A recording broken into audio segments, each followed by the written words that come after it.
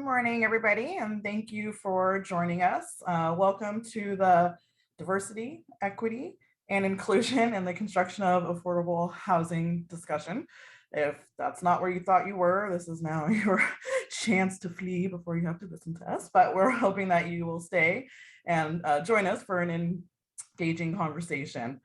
Today, we're going to be discussing how, as an industry, and the roles that we individually play can start to make positive movements towards increasing equity and opportunities for BIPOC contractors, advocates, and subcontractors into the realm and field of affordable housing development. We like to say out the gates, sometimes this can be a little bit of an uncomfortable conversation. And, we recognize that, but we think it's a very important one. And we were going to be looking at it today from multiple perspectives. So we're going to be conducting this a little bit like Q&A and interview style to our panelists, whom I'll introduce in a moment, and kind of looking at it, how can we increase BIPOC participation? How can we, as embrace the concept of DEI. Now, you've already heard me mention a lot of acronyms, so I'm going to start off by first describing what those acronyms mean. I believe throughout we will be using more acronyms, and we'll do our best to define those for the audience. When we use the term DEI, that's diversity, equity, and inclusion. When we use the term BIPOC, that is for Black, Indigenous, and people of color, and POC is a person or people of color. So you may hear us use those terms throughout our presentation and discussions today. So thought it would be important to define those. And what we're really trying to achieve today, and hoping that the audience walks away with, and at the end I will be asking our panelists for kind of key takeaways that they want the audience to leave with, is how can we, and what are some actions and things that we can do to start making progress towards creating more opportunities for BIPOC individuals and companies to be participants in not only the work that we do in creating affordable housing. As we know, many affordable housing developments are in lower income communities, which are typically BIPOC communities. So the outcome and the product of what we do does help those individuals. But we're also looking at this from the perspective of how do we bring them along in the development process? How can they potentially work on construction sites? How can they become parts of even our organizations that we work for? So we are really, really excited for this discussion today. A little bit of housekeeping before I introduce or have our panelists introduce themselves. So Q&A, if you are attending virtually, you can go ahead and use, excuse me, the Zoom Q&A and put your questions in there. We'll be answering questions at the end of our session. I understand for those that are participating live, there will be somebody from Housing California that if you raise your hand during that session, that will be going around with a microphone for you to be able to ask your questions live. So who am I, this person talking to you? I'm Tara Matthews. I am a principal at RSG. We are a consulting firm that works primarily with cities and counties throughout the state of California, helping to issue NOFAs and RFPs. So, we help try to get land and money out on the streets, and then helping our clients with cities and counties review a lot of the submissions for all the developers that are here today, a lot of the submissions that you submit back for either those properties or the financing of vetting through all of those requirements and helping them to select developers. So I'm really excited to moderate this panel today, and I will turn it over to Tim to introduce yourself. Good morning, everybody. I'm Tim Parham. I'm the Vice President of Housing and Real Estate Development at Community Housing Works here in San Diego. Community Housing Works is a 30-plus-year-old affordable housing development group with over 40 properties across the state. Excited to be a part of the conversation. Thanks. Thanks, Tim. And Shalon? Hi, everybody. My name is Shalon Garcia, and I'm the Vice President for Link Housing. Link Housing is a nonprofit affordable housing developer located in Long Beach, California, and I am happy to be here as well. Thank you. Peter? Good morning, everybody. Peter Bridge, Sun Country Builders. We're a general contractor that has done nothing but affordable housing since before the first TCAC round. We built one of the two projects that were awarded in the first TCAC round of 1987. We align ourselves with the missions of our clients, and that was the starting point for me to develop an interest in DEI efforts, but my own approach has gone further than that since. I'm done, Tara. Thank you, Peter. And Robert. Good morning, everyone. My name is Robert Henderson, owner, president, Henderson Consulting, construction management firm, primarily dealing with multifamily affordable housing development, probably the last 10, 15 years. Been in business probably over 30. Blessed to be involved with affordable housing developers throughout the state of California, New Mexico, Arizona, Texas, Florida. As you can tell, frequent flyer miles all over the pretty much southwest of California. Happy to be on this panel this morning. Great, thank you. So we're going to start off just talking a little bit about the meaning of DEI. So again, DEI, diversity, equity, and inclusion. You know, what does that mean? Why are we even talking about this today? Why does it matter? You know, and what does it mean? So I'm going to start off by asking Shalon, you know, why is this topic important to you? Okay, I want to say first why what it really means to me, and then I'll go into why I think it's important. What it means to me really, and I thank you for the definition you shared earlier, but it's the fair treatment, access, equality of opportunity and advancement for everyone. And it involves really or encompasses removing the barriers that have prevented certain groups from having access to those opportunities. And I think the reason why it's important for me and hopefully important to others in the industry is because one, we've been given access to so many opportunities to build housing and change communities. I feel like we have a duty and responsibility as housers to leverage what we've been given to go beyond the housing and to create more opportunity. So I think it's important for that reason. And the other reason is because it's the right thing to do. I've had to make arguments for why it's important morally or economically. And what I will say is that as an industry, if we want to come up with impactful solutions going forward, we have to be able to welcome the ideas, the diversity in backgrounds, experience, expertise, and even experiences, and leverage that to take us to like the next dimension of where we want to go with affordable housing and how we use that to create economic mobility in the communities we serve. Oh, great. And then the same question, and I'll kind of bounce over to Peter. You know, what is the term DEI? What does that mean to you? And, you know, why is this topic important? Tara, equity is the key word for me. Equitable approaches to offering opportunities, especially to people who have systematically and repeatedly had opportunities and wealth taken away from them. It's time to make real efforts to correct that. The particular nature of the affordable housing industry demands that opportunities are offered in an equitable fashion. Whether we're speaking of populations in specific developments or people who live in the cities where we work, or smaller vendors and subcontractors who are working to build their businesses, we must offer equitable opportunities. I'll share that I was abruptly inspired a year or two ago to pursue this subject more deeply than I had in the past. In the past, it's been a project requirement. You check the box, you do your outreach. And I decided I wanted to take it further than that. There was a conversation about a potential apartment development in a community which is substantially Black.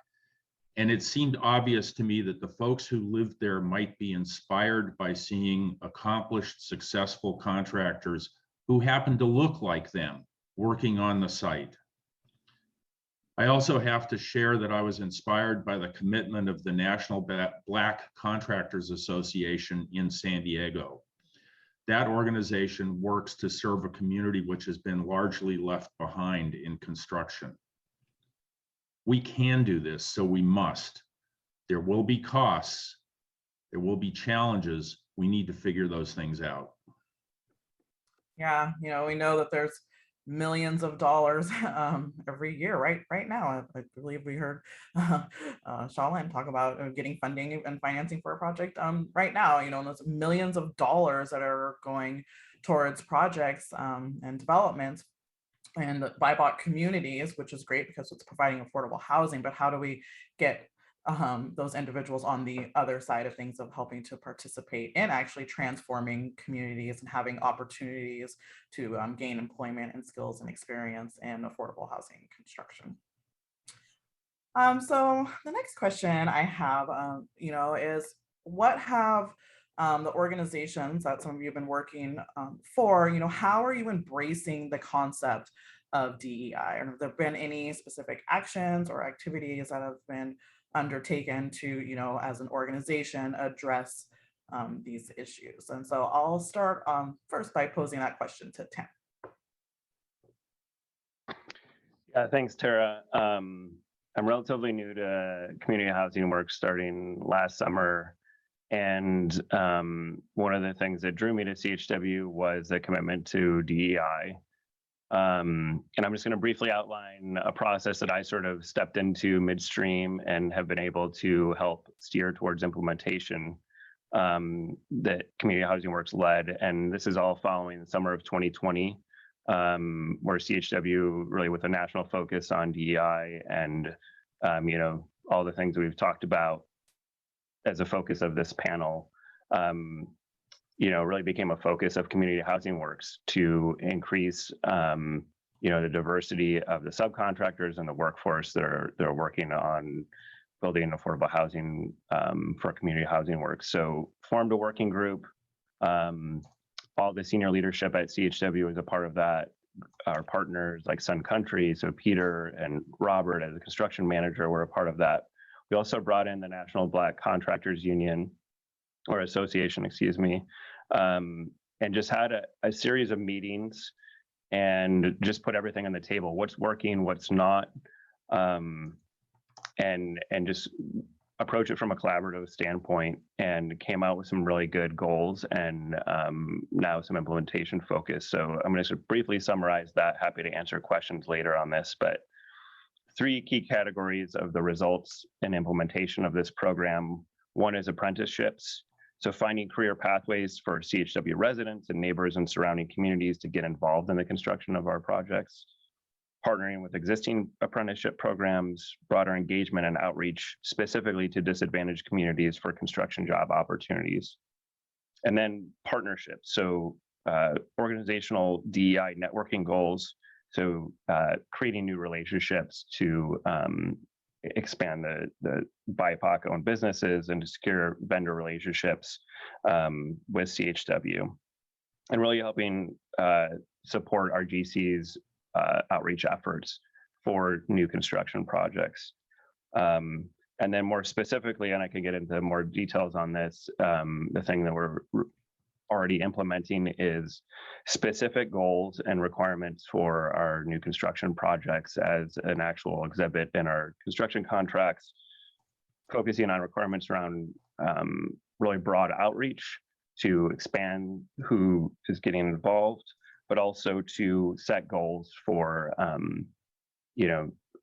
not only the typical ways that we qualify DEI in contracting. So minority-owned businesses, women-owned businesses, veteran-owned businesses, Section 3 reporting, but taking some of those sometimes constraining requirements off and asking folks to self-certify or track just the race and ethnicity of the workforce that's working on the construction projects. And so we're implementing that with Sun Country on a project in Temecula that's just started construction at the beginning of the year. And really excited about all the focus at CHW. And currently, in 2022, we've shifted the focus to expanding more BIPOC consulting outside of just construction. So all aspects of financing and design and those sort of things. So that's a little bit about CHW's approach. Yeah, great, Tim. And follow-up question, if that was all prompted internally just by the desire of wanting to help in this area? Yeah, I think it's, partly with these great partners like Sun Country and Robert and, just sort of starting from what can we do, sort of momentum, I think, we'll touch on this later, but there's a lot of information out there about how to set goals and that sort of thing, but how to carry it through, we had to sort of create that process. And rather than doing that in isolation as a developer, we brought in all the partners to help, build that. And I think it's been pretty successful, and I look forward to implementing on more projects. Great, thank you. Speaking of partners, that was a great segue. Robert, posing the same question to you, so I can repeat it. But just describe how your consulting firm has embraced the concept of DEI, and what are some of the goals or the actions that have been set to achieve that. I've been blessed over the years of working with developers like Community Housing Work and others who have embraced the idea of DEI, but more importantly, embrace the idea of providing not only housing, but opportunities for people within the communities for which they build their developments. A lot of times, what I call the low-lying fruit within those communities, or people that you can hire literally by just having job fairs. A lot of times, any community doesn't want everyone to be outside of their community that builds there. They want people within their community to be part of that development. And that, basically ensures your success of that particular development that you're doing. And my role as construction manager, owner's rep, is to look for the developer's best interest, ensure that the project is built on time and on schedule, but also taking a different step, making sure that what I will call the undefined goals that have now become defined, as Tim explained, are also met. For instance, when I walk a project, I don't like being the only person of color there.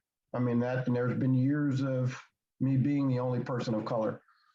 So it is a breath of fresh air to be, working for developers who insist that their general contractors not only make the effort, but true effort in trying to hire people from within the community and people of color. You're talking about an untapped resource that have a wealth of knowledge that need to be used on these projects. And I think it is important for every developer, every general contractor, every consultant, everybody that's working on affordable housing to make sure that not only are the projects built, but the people that build these projects, that design these projects, look like the persons that they intend to live in those projects. Great, thank you all for your comments there. Very inspiring.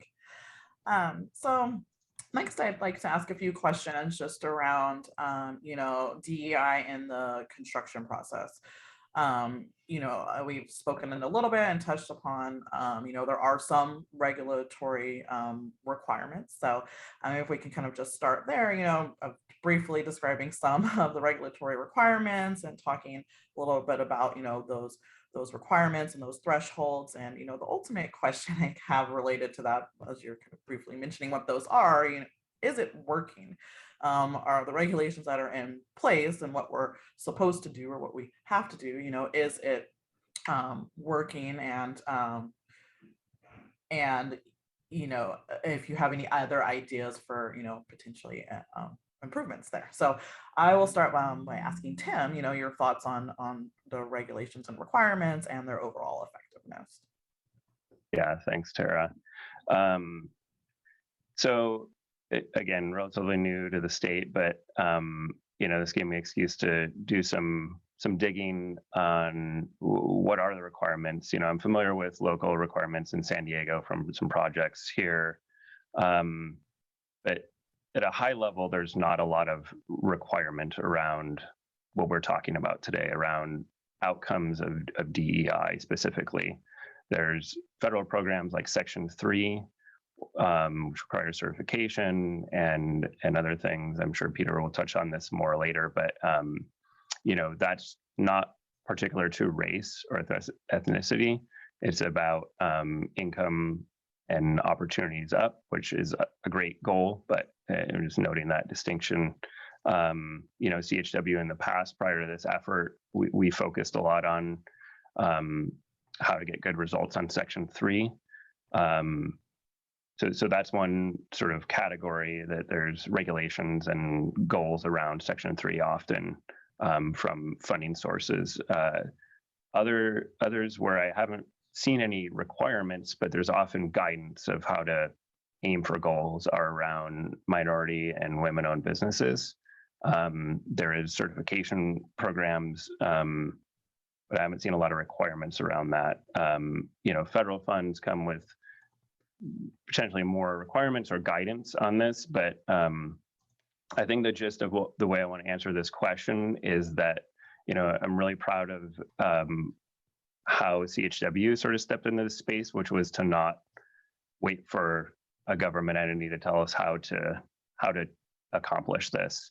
And we got all the folks that carried this through, like Peter and Robert, at the table to figure out just how can we had to create tracking systems and figure out how we're going to ask questions of workers about race that wasn't something that's typically done. So if anybody can take anything away from what we talk about today, I hope it's that you're not waiting and there's ways that you can start small and implement a program based on the guidance that's out there from different resources. Great, thanks, Tim. And I understand, there's kind of a hodgepodge approach to these requirements, depending on various funding sources or whichever community that you may be working in. And I also understand that sometimes, we heard the term earlier, it's sort of just like, yep, I tried, check a box, wasn't able to do it kind of thing. They're not real strong, and maybe the teeth aren't as sharp. There's kind of ways to circumvent it and still meet the requirement. So I'm gonna, my next question will be addressed towards Peter. Talking a little bit more, we started off with like there are some requirements here and there, but just kind of looking at it and with requirements aside and just the desire to increase the participation of BIPOC organizations and individuals in the construction process of affordable housing, what struggles do BIPOC contractors have when trying to break into the industry? If you could maybe expand upon that a little bit, Peter. All right, if I can go backwards for just a second, before I talk about the struggles of BIPOC contractors, I'm going to talk about the struggles of the general contractor who's been assigned the task of doing DEI outreach and MBE outreach. It needs to be understood that if the general contractor is required to reach out to subs they don't know, that the general contractor is taking on a risk, an added risk. Our business, both in the developer side and the contractor side, is all about managing risk. And if we are required to reach out to subs that may be smaller, subs that may be unknown, it just needs to be understood that there is a risk component in that. I'll set that aside just so it's mentioned. Reaching out to MBE subs, I think MBE contractors, I think that's still the term that the Caltrans database uses. frankly, I'm not sure. There's a wide range of efforts that can be made, from simply window dressing, from simply going through the motions of outreach. You know, I can open the Caltrans database and I can copy and paste 1,000 email addresses and send out an email, and I can check that box and call it done. The alternative is to go deeper. Sun Country has always gone deep. We dedicate hundreds of hours of direct telephone outreach to MBE subs to try to expand our sub base and to try to make a real outreach as opposed to simply window dressing. I mentioned the Caltrans database. It's the starting point for all of us. It's the starting point.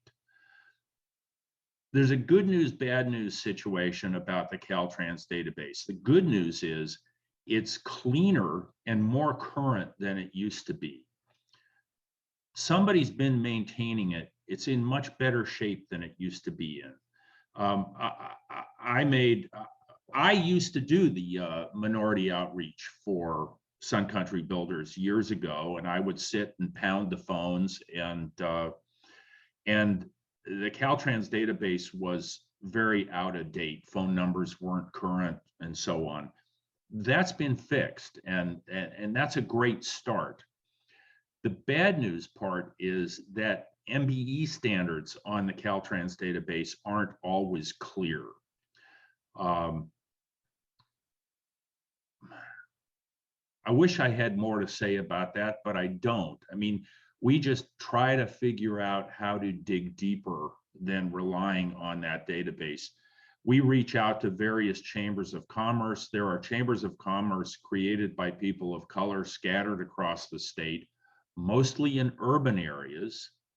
Now, I want to set the word urban aside just for later consideration or consideration in another venue. Most of the MBE resources, BIPOC resources that are available, are concentrated in urban areas, in heavily urban areas. Translation, Los Angeles, San Francisco. And there's a pile of complications that come with working in Los Angeles and San Francisco that have nothing to do with MBE subs, but which also create issues for MBE subs who for some reason don't qualify for jobs. I don't want to go too far down that road. Maybe that's enough of an answer to the question that you asked. I've certainly got more to say about challenges faced by, Tara, you want me to continue on challenges faced by the subs themselves? Yeah, so that was kind of, a great, I think, overview from, the GC perspective, and then, where to go to potentially find BIPOC contractors and subcontractors to work on projects. But, maybe from the perspective of a BIPOC, contractor or subcontractor, what are some of the struggles that you see them facing when trying to potentially break into the affordable housing construction realm? Why is it potentially that they may not be qualifying or can't get on the list? It sounds like there's a list that everybody is using, but what are some of those issues, and what are some of those struggles that maybe they may be facing that would require us to think about how we involve them a little bit differently? Yes, yeah. If we look at the raw numbers of subcontractors, of MBE subcontractors, the majority of them are small companies. I know this because I've spoken with them. Some of them are ambitious and they want to grow and learn, but they're challenged by the size of our projects. They are especially challenged by the pay cycles of our projects, the expense of carrying prevailing wages. Small contractors simply are not able to carry prevailing wage burdens for 30, 45, 60 days. I'm always surprised that many MBEs aren't familiar with prevailing wage processes. And perhaps that just circles back to, I don't know if they're intimidated by the administration required with prevailing wages, or if they just know that they can't carry the payrolls of prevailing wage projects. I will say that Sun Country Builders always offers to train subs in the processing of prevailing wage payrolls. We've got an outstanding prevailing wage office in the Sun Country office, and we've trained decades of subs to become prevailing wage subs. It takes a lot of work to reach the subs. Email broadcasts, as I mentioned, are not enough. We dedicate staff member time and hundreds of hours to do direct telephone outreach. This work is necessary. And I'll just touch again that we need to figure out how to accept and manage the risk of potentially contracting with subs we don't know. Yeah, great, Peter. Thank you so Let much. me just finish one thought. MBE outreach is always done by somebody else. It's a great idea so long as I don't have to do it. So long as I can just say, oh, I'll have the general contractor do it. I'll have a consultant do it. We'll check the box. You know, at this point, I'll challenge the developers in the room to take on some of the burden at the development stage of the project. Commit to finding BIPOC consultants. Set the example, walk the walk. Great, thank you, Peter. That was, really insightful on some of those struggles and, having to reach a little bit deeper, and look a little bit harder to try to incorporate those individuals into projects. And then, it's really interesting and fascinating to hear about some of the extra things, or the things that you do for training or teaching those contractors and subcontractors, how to wade through prevailing wage and some of those things that may be barriers or intimidating to get into the process. And so I'd like to hear a little bit more about some other creative approaches to address the issues of BIPOC contractors and subcontractors, from breaking into the industry, and, what can we maybe do to help them break through those obstacles? Where can somebody start? So I'll pose that question first to Peter, and then Robert, I'd like to hear your thoughts on it afterwards. Let me kind of jump in real quick with some of the things that Peter said, because it's important to note that the major difficulty with a lot of, what I would call small BIPOC subcontractors are they don't have the resource. No one called them. Or if they call them, you got to, like Peter had mentioned, they're small companies. So when they call, the person that has the majority of the information is the guy out in the field. So he's not answering that call when you call during work hours. He's answering that call after he comes home from working late at night. So the question comes now, at that point in time, the general contractor, we could throw out war stories. Did the general contractor really follow up with him? He made the call, he sent the email, no one responded to him or responded to him late. That's the end of it. Well, that's where what I would call the developer, and in some cases, someone in my capacity as the owner's rep, construction manager, I hate to use the term, forces the issue with that general contractor. Well, did you follow up with them? Did you call him, after working hours to see if he's available? Because like I said, a lot of these guys are the ones out there doing the work during the day, so they're not able to receive the calls when a general contractor is trying to solicit them from work. And when you talk about subcontractors, what efforts are being made to break down subcontract packages? Because as Peter alluded to, in a lot of instances, the size of that particular project is too large for them. Or it might not be too large for them, but financially it's too large for them. So what conversations as a developer, and I love what Peter said, as a developer, are you providing a resource for your general contractor to do that? Let's say, for instance, I know I've done on projects with different developers where, depending on that level of subcontractor involvement, the developer was able to put that general contractor on a 15-day pay schedule versus the normal 30-day pay schedule. That helps a lot out when you talk about, small subcontractors and BIPOC subcontractors.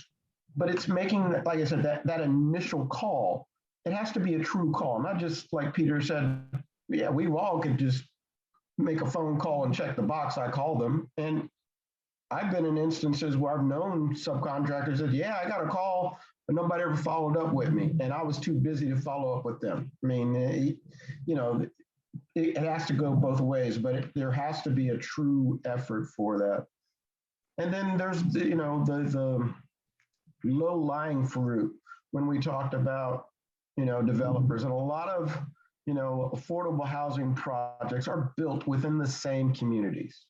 So a lot of developers have multiple projects within that same community that they're building in. Well, why can't you go to your previously built project and see who's looking for work? If it's not a resident there, they probably have a family member. And then from a general contractor standpoint, well, maybe you didn't give a job to a subcontractor, but you employed people from that community as laborers.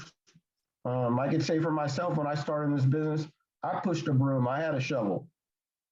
You got to start somewhere.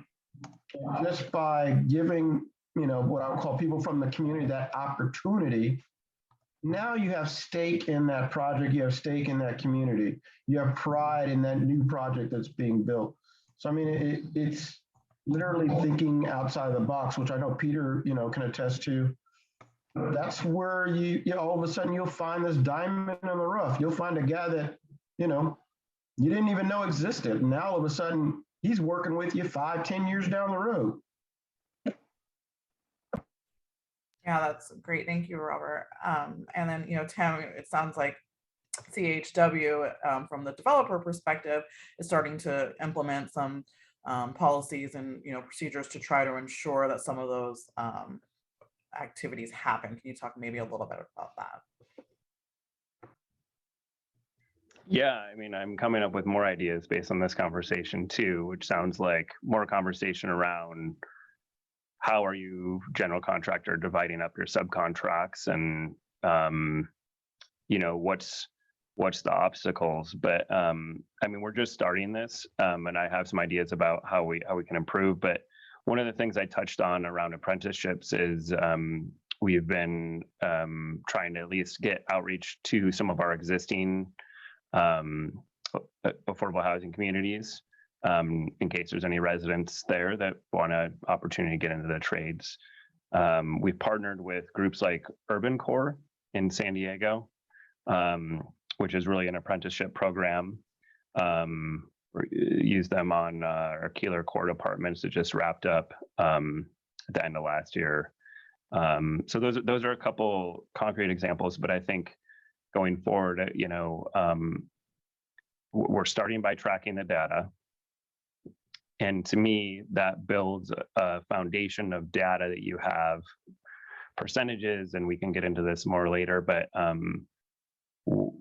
why didn't we reach our goals, right? And maybe that sub that Robert's talking about that couldn't get back to Peter because, they're working 8-10 hour days out in the field. There's a conversation, maybe they missed the timing for our bid, but they can follow up with Peter and say, hey, I would love to, but I don't have X, Y, or Z. And Peter can bring that to us next time of, hey, CHW, if you really want to make this work, is there a funder you can tap for a capital for, capacity? I think those are the conversations that we hope to continue by just starting the conversation of tracking. But happy to hear what others have to say about this too. Tara, I've got to coattail both Robert and Tim. Um, I loved Robert's idea of calling after hours. I have to admit that never occurred to me. I think that's a great idea. I will say that we keep very detailed records of our outreach efforts, and developers or whoever is requiring the outreach, whether it's a municipality or whether it's a developer, whoever is requiring the outreach, good record keeping has to be a requirement of that outreach. And we would invite anybody to audit the records that we keep of our outreach efforts. So thank you, Robert. Great ideas and good acknowledgement about the guy who's running the company is out in the truck, and it's true. We alluded to breaking up scopes of work. I need to point out again that it's a pain for a general contractor to break up a scope of work. It means two subcontracts. It means 2 sets of warranty paperwork. It means managing 2 different subs. Occasionally, I ask myself whether we could pack a small sub under a larger sub rather than having them side by side. But the larger sub is not going to want to be responsible for that warranty work. So I don't think that's a great idea. But I do think that a starting point is dividing scopes of work. Can we carve out the community building and give that electrical or plumbing subcontract to a small MBE? How can we be creative? I also believe, Robert touched on this, we got to figure out as an industry how to pay small subs more quickly. They've got legitimate receivables. We should figure out how to turn our payables around more quickly. And one idea I've had is the creation of a nonprofit factoring fund, which would pay off small sub receivables for a small fee. I've spoken with a couple of banks that have high profiles in our industry. They've responded, show us the structure, show us the entity, we would be interested. Please think about, whoever's listening, think about who might have the capacity to create an administration function which could manage a fund and front the money for receivables. I guess I've gone far enough down that path. Handing it back to you, Tara. Yeah, and Shalon had a couple of comments that she wanted to add to this discussion. Yeah, I wanted to add, I know the question was geared to specifically for construction and to Tim and to Peter, or to Peter and to Robert, but I did want to also comment that the responsibility doesn't just fall on doing one outreach person and going out to make the phone calls like a repetitive. I like that you've done that, Peter. You've been very passionate about it, but I also wanted to add that it's also in our daily conversations that we have with our stakeholders. So it's your conversations with your board, the conversations with your leadership, with your staff, with your HR, with everybody internally and externally within your organization, because they're also helping you to identify these opportunities. And I bring this up because something that I didn't think about, we have a gentleman that works with us. I'll just throw his name out there. His name is Joey Shields. And in the course of actually bidding out work for one of our sites, Joey took the lens of DEI and said, hey, I'm going to start asking questions about their belief and their mission. And yeah, we still need qualified individuals to do the work that can perform and finish the work out till the end. But after hearing the conversation, us creating the space to have these conversations, it's embedded in him now where he had the foresight to say, I'm going to ask questions of this organization and take it a step further to find out what is your commitment to this community if we're going to bring you aboard to work with Link. And so now the staff, I work with a Rockstar team, but the staff is starting to, it's in them where they're starting to go out and have conversations, just say, we won't do the normal thing that we're comfortable with doing, or the status quo, we're going to take it a step further and say, what are you guys doing in the space of creating equity and inclusion when you go out to represent Link? And so we're not holding them accountable. And it's like, I didn't have to say, you know, staff member, when you go out, this is what you need to do. He's heard it enough, and we're talking about it, we're promoting it and saying that we really care. So now they're equipped to go out. And so in addition to what you guys have all shared, I just wanted to say, we can also hold our staff or our peers accountable in going out to also be a voice. Yeah. I need to respond to that, and I want to share with y'all that MBE outreach comes along as a project requirement for the general contractor, and so we look at all the project requirements and we get in motion to meet the project requirements.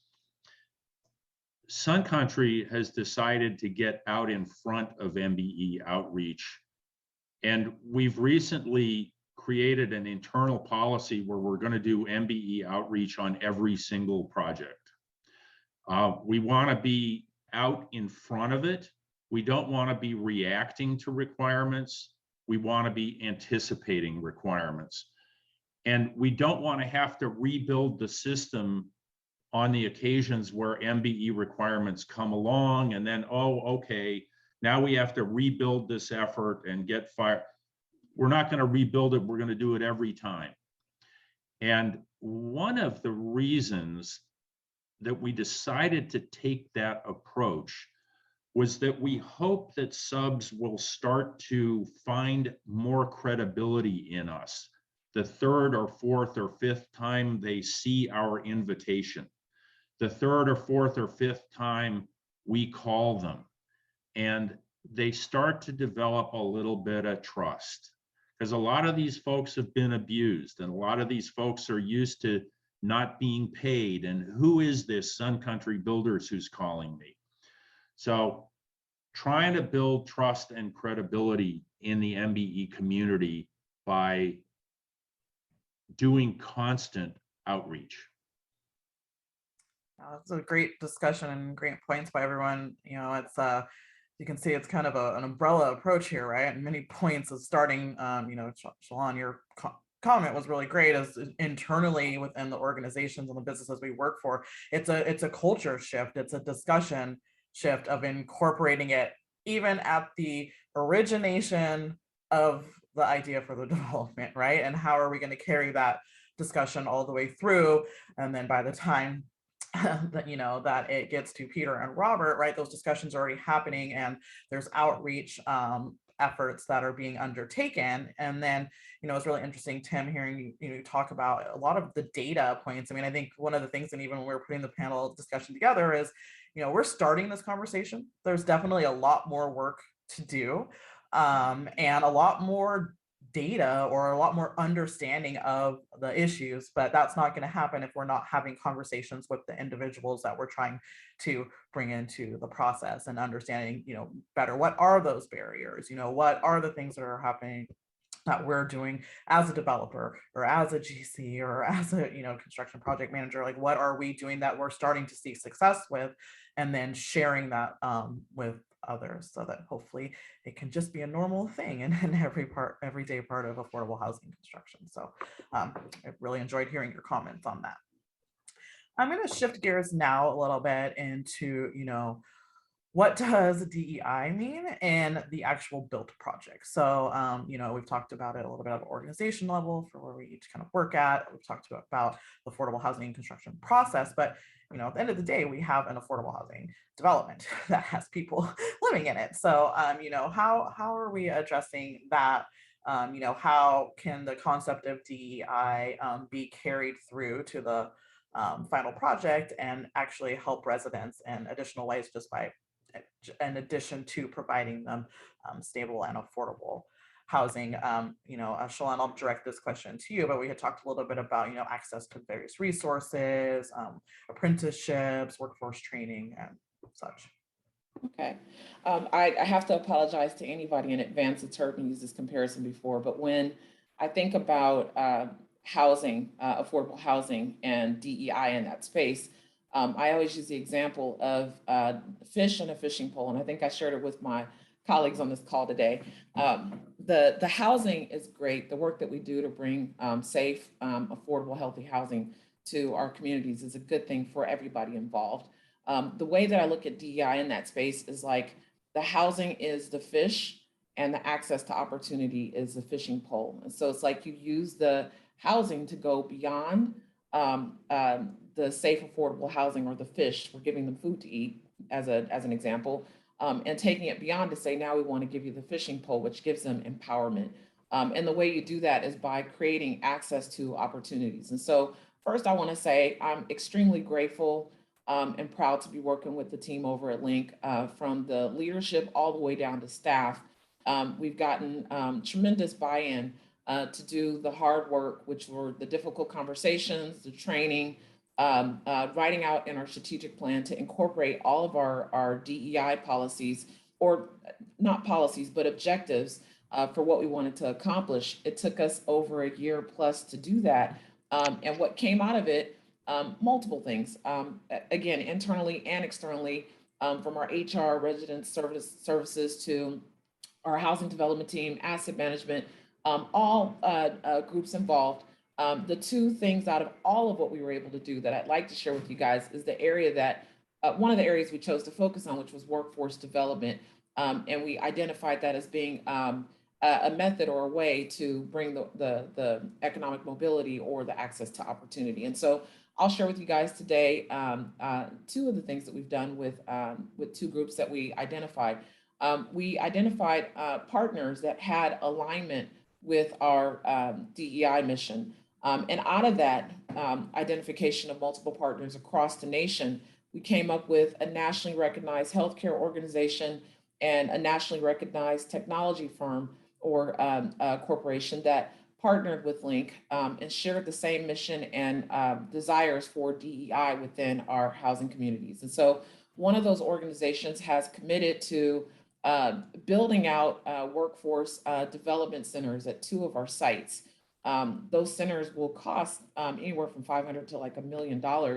And in that commitment, what they're going to bring is access to training programs. And so the healthcare provider has said, hey, we'll bring a program for farm tech, for management, for customer service, for retail training. And out of those programs, the ultimate goal is to land them within our organization for full-time employment after they create these programs. And this is with the mindset that not everyone will go to college or have the opportunity to go to get a 4-year degree, but we're going to give them trade skills or access to opportunity without having to have a college degree. And so Link is really excited about this opportunity because we're leveraging our housing to bring the other piece to that fish, which is the fishing pole. We're going to empower our residents and the communities that we serve to say we're bringing job opportunities and not just saying we're going to hand out a flyer, but hey, come and participate and join in. We're bringing the resources to you so you can participate and get the access you need to have options, for career advancement.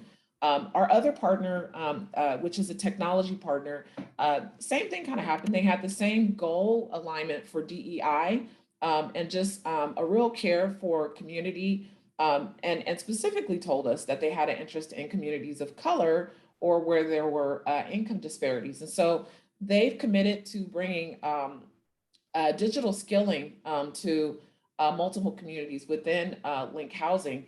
And what that looks like is they'll bring actual volunteers to come and teach and train our residents on basic computer skills. And we'll also offer advanced computer skills with a commitment to ultimately have some of the residents or people in the community land a job within their ecosystem upon completion. And so kind of major, I can't say, I mean, these things are still in the works, but to know that you get in a situation to go from homelessness or be in a position to have affordable housing to a potential job opportunity is I feel like a big win for Lincoln for the affordable housing community. The other commitment that they've made is to help us start to bridge the opportunity for access to broadband. I think we know in the affordable housing community that access to broadband has been a major concern. And so they've been working alongside Link Housing to help us bridge that gap. And so those are two of the things. I know we got to look at time here.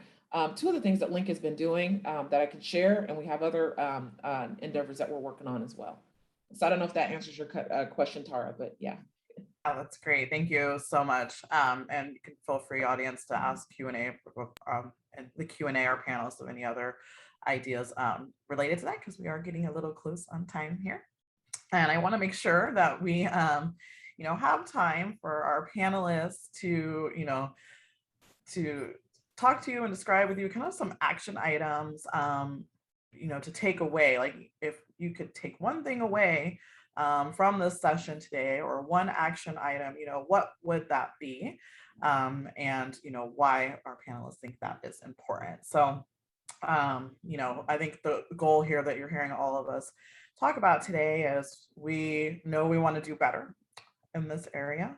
We think it's important all the way from the initial concept of affordable housing development, including the organizations that we're working in, what are our missions, what are the goals, all the way through to the construction process and the final built project. How are we really helping BIPOC individuals and subcontractors, residents of communities get links to opportunity into the world and the realm that we all work with and in affordable housing. So I'm going to ask the same question of the four panelists. If you could have one message that you would like to leave the audience with today, and one action item that you think could be undertaken to, just at least move this needle forward a little bit. We know we have a lot of work to do, but what is one thing that could be done? So I'm going to pose that question first to Peter.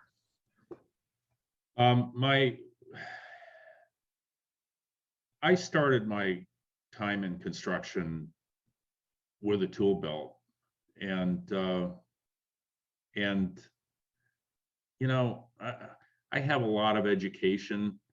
It's kind of neither here nor there that I started in the field. It's really here nor there. That what I'm trying to drive at is, I think we should promote pride of labor. I think we should promote pride of opportunity. I think there's still a good living to be made in construction. And I think that if we did an analysis of incomes, if we took a look at a four-year college degree, the average four-year college degree, and somebody who apprenticed in a technical trade, somebody who apprenticed as an HVAC tech, as a plumber, if we did an income analysis for those two people 10 years after they completed their education or their training, I believe that the HVAC tech is going to own his home and own his truck and be building a family. And the average four-year graduate is going to still be paying off college loans. So I believe in education. I was blessed by tons and tons of education that I could afford. But I think we need to take a look at that distinction and create pride of opportunity and pride of labor and build the next generation of construction people. Great, thank you, Peter. I will next ask that, same question to Robert. What is, one thing that the audience can take away today to try to move this needle forward a little bit? Kind of circle back to one of the first couple of things we said at the very beginning. Difficult conversations. This is a difficult conversation, but difficult conversations always, there's growth and there's learning. I think with any difficult conversation, that growth and learning is how you move forward as a group. And the question is, how do we move forward as a affordable housing community? You've got to reach the people that you intend to house in your units, in your developments, in multiple ways. That multiple way is, as Peter alluded to, as Shalin alluded to, is not only building a project, operating a project, keeping a project existing. All those are opportunities for everyone to be a part of. And it's just a matter of opening your doors, opening your hearts, opening your minds, and making those opportunities available to everyone at whatever stage your development is in. Right, we were talking a little bit, just, adding one more BIPOC person to your next development. Anywhere from the developer to the subcontractor to the GC, looking to see if you can add just one more. Exactly, just like what you're saying. You hire one guy that's, was sweeping as a laborer on your project. That means you're providing for his family. You've affected one person who's now affected two people, who's now affected four people, so on, so forth. Great, and then I'll pass that over to Tim a little bit. What is a key takeaway you would like the audience to leave with today? Yeah, my call to action would be for other developers to, I'm happy to be a resource about this. I know others at CHWR as well, to come up with your own goals, and, as Peter said, not just around the subcontracting and contracting for construction, but also across the development, because, there's power in data. And if we start tracking DEI efforts now, however imperfect the measurements may be, or whether we set the goals too high or too low, we have something that tells a story. And who are we telling that story to? I believe this is a solvable problem. We have the resources in the state to address this issue. And, just I think the counter side, if we don't, more developers sort of take this initiative up, is, I don't think it's the right role for, an HCD or a TCAC to come up with, here, everybody in the state, this is like their mandatory percentages that we have to hit. It's my personal view.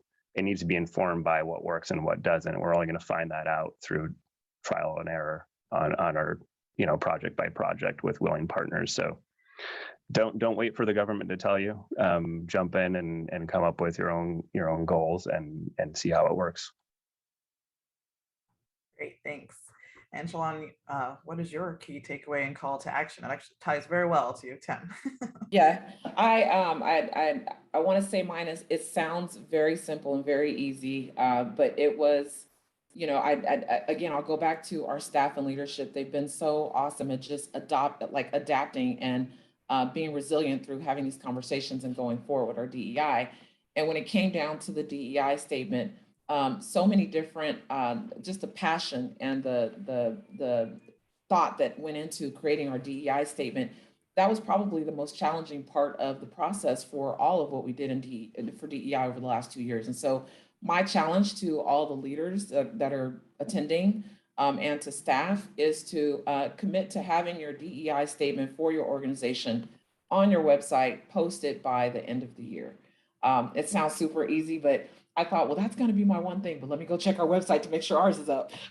But yeah, I'd say that is, if you get through that, it gets into the DNA and the heart of what we all are saying that we really want to have happen. And it's not just that we're checking the box, but it really becomes part of who we are. So I would say, establish your DEI statement, post it to your site, and make a goal to have it done before 2022 is over.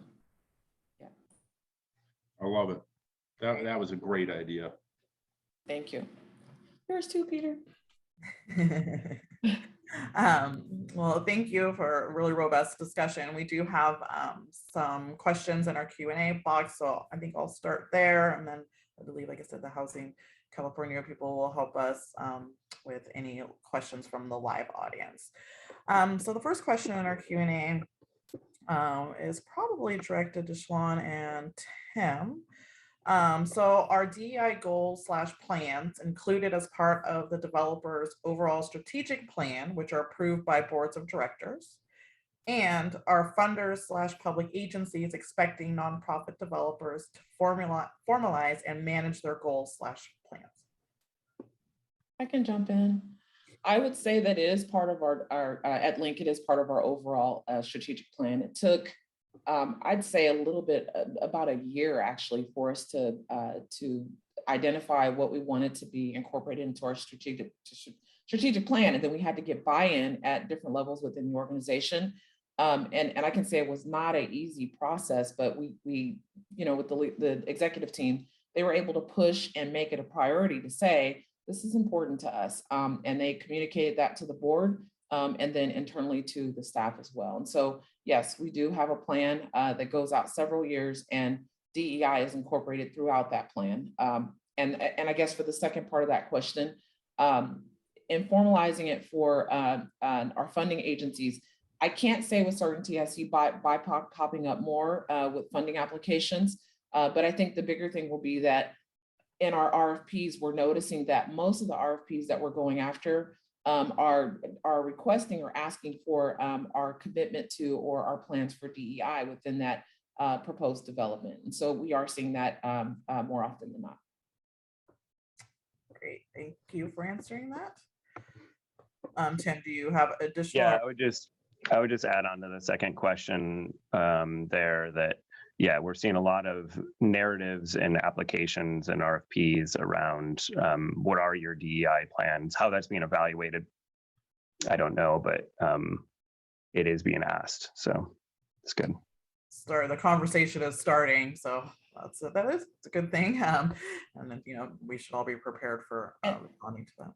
And Tara, I do want to make one more comment about that. I think somebody mentioned earlier, well, I think it was you, Tim, you were saying, I get the sentiment of it shouldn't all fall on the state or government agencies to hold us accountable as developers, but I'm glad that they do. And I hope that it becomes more focused where, I'm just going to throw it out there for my former folks at HCD, that there are incentives for developers that are being intentional with how they go about in all the phases of development, because we have a responsibility to change this. So I just wanted to say that.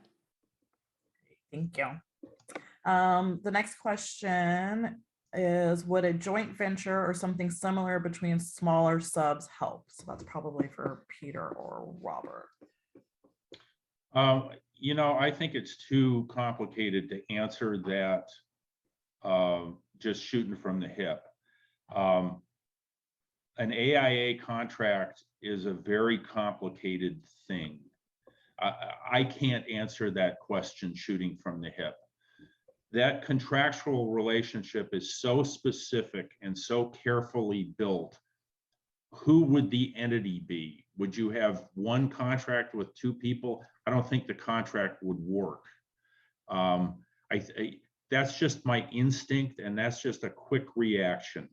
I think you're going to have to carve out two contracts. And I would just repeat, that's going to cost time, money, and effort on the behalf of the GC. So somehow somebody needs to be prepared to pay that time, money, and effort. Right, Robert, do you have anything else to add to that, or? Yeah, Peter brought up a good point. It's the first step would be, and I think the ideal one from a general contractor, to be able to, what I would call, not control, but administer to his subcontractors, is to be able to carve out different contracts to different subs. You could also look at, that's, let me use the term primary subcontractor, subcontracting with a smaller BIPOC minority firm in the form of providing laborers for that specific trade. Because I think what Peter's getting into, he's absolutely right. Trying to disseminate between warranties and operations between subs is always difficult. But if if the general contractor, again, this has to be pushed with the developer helping that general contractor do it, because it's not an easy task. It's not a cheap task. but to be able to have that general contractor hire, what I would call the primary subcontractor, and that primary subcontractor hiring a minority subcontractor to provide laborers for that project. And that could be skilled laborers, it could be non-skilled laborers for that project, is a way, I think, in which, that another resource can be opened up. And I think it's also important that we look at all of our resources. I mean, we talked earlier about the National Black Contractors Association. There's also the Hispanic Chamber of Congress, then there's the Caltrans subcontractor list. I know here in San Diego, we have the Housing Commission, they have their Section 3 list. Again, all those lists are as valuable as the person that's updating them. And you have the Latino builders industry. You have BIA, AGC. I mean, you got the Asian business community. There's all of these resources that a developer could use to help his general contractor find these potential subcontractors. And again, I'm talking about on the building side of the project. But as a developer, why did it start there? Why didn't you start, looking at your consultants who designed the project, your engineers, your architects, your soils engineers? Again, we can't put all of this just on the general contractor. The developer, he's usually spending a year to a year and a half, and in some cases, I know Tim and Shala will 2 years to 3 years getting a project approved, processed, and designed before they even talk to a general contractor. So why aren't you using someone of color on that consulting side? Don't put it all on the general contractor. Great point, Robert. And then the last question that we have in the Q&A box, and then we can open it up to the live room, is, has the factoring issue been raised with large nonprofit CDFIs? They can be more creative and flexible due to not being regulatory requirements. I don't know what that acronym was. What was that acronym?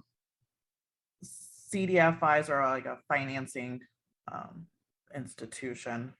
And so it's asking, they have less, the questions are jumping around, less, regulatory requirements, and may be more flexible. So that's probably related more to the developer to respond, because it gets to the financing.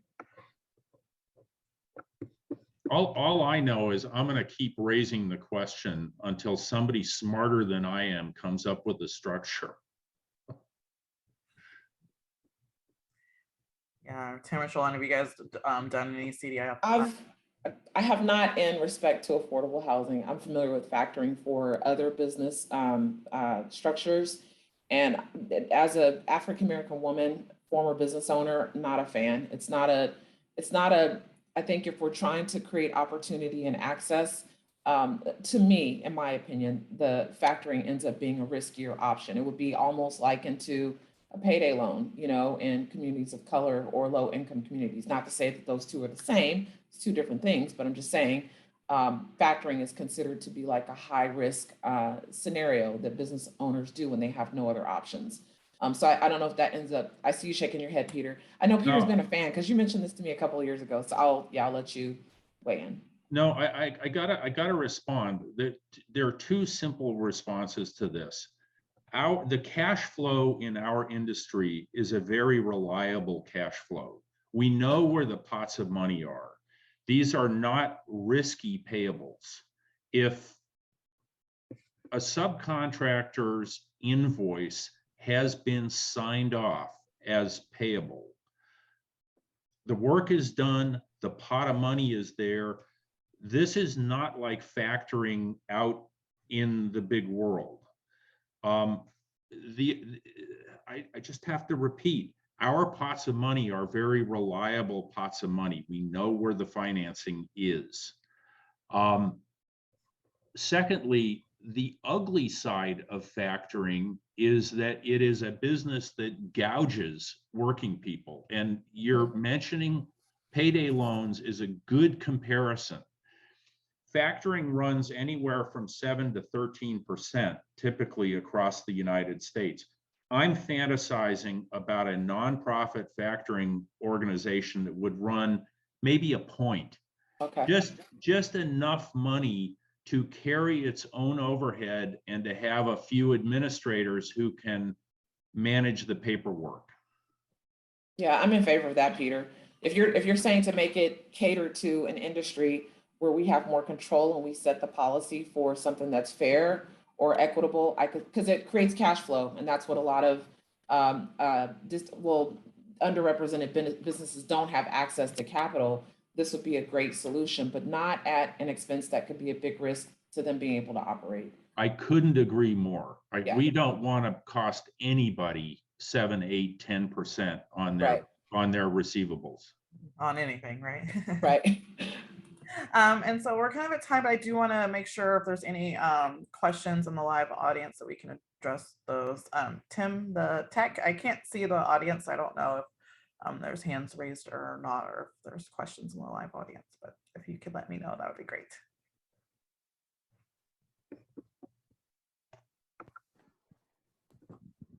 Hello, I'm with a nonprofit affordable housing developer, so I don't really know, the construction end very well. So this is probably an ignorant question.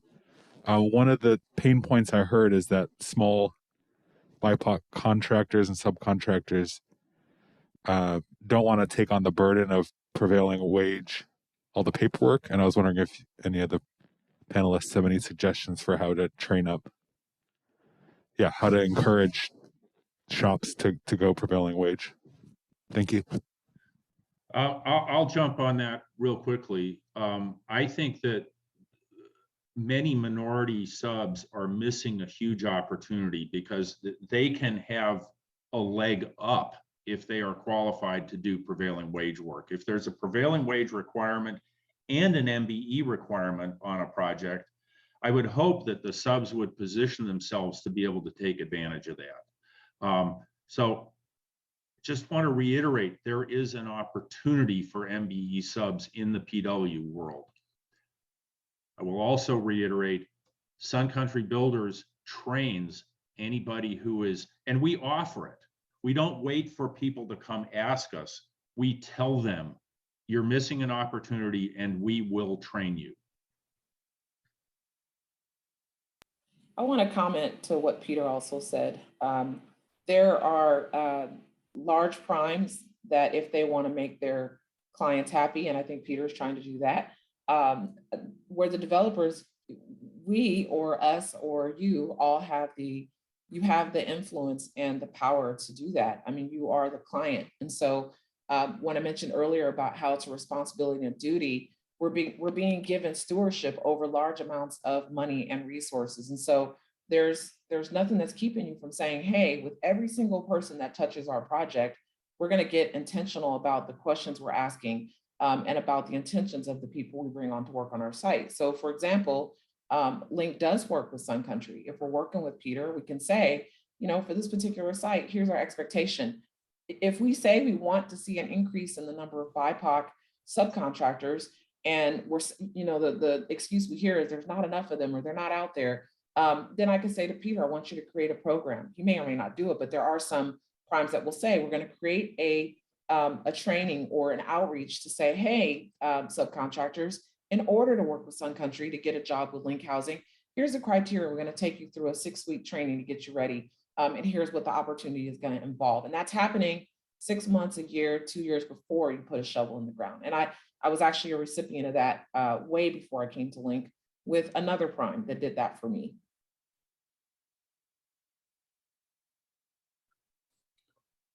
Great. I'm not sure. I'm waiting for the tech to let me know if we have time for any more questions or if there's any more questions. I think we got 5 minutes, Tara, if there are questions. Okay. Hi, this is Paris House with a development organization. I have a question. One limitation of engaging new consultants, including BIPOC, is their unfamiliarity with the design requirements attached to our typical funding sources. like TTEC's building design requirements, are there best practices for getting new consultants up to speed, like engaging like, a new BIPOC architect, for example?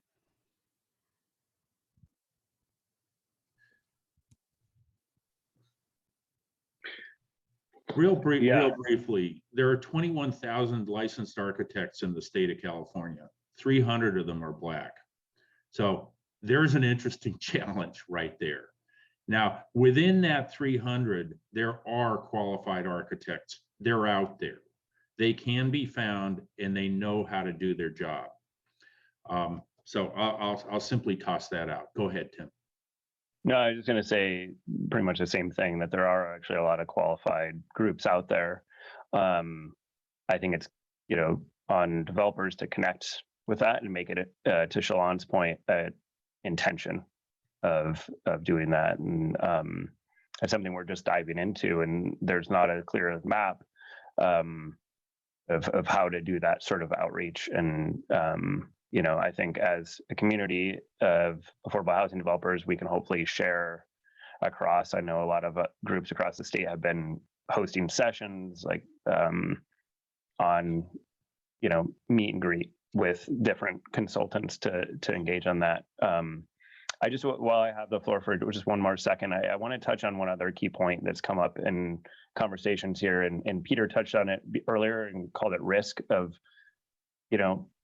whether it's architect, an engineer or a subcontractor, if there's risk associated, there's often cost. And I think, this has to be intentional from funders to developers to contractors that, we wouldn't expect any other business for somebody to, we all have entry-level people at our organizations and we spend our resources with them, whether it's training or our time to bring them up to speed. And if this is an intent, I think we need to be prepared to,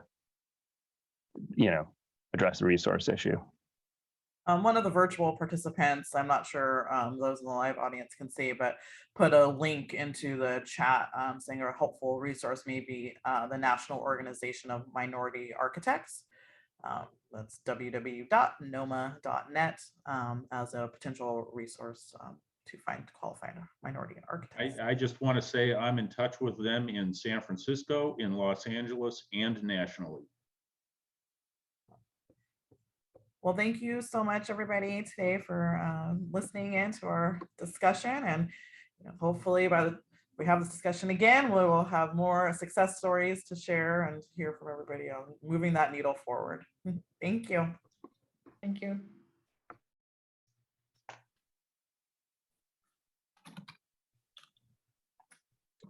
Bye, everyone. Thank you.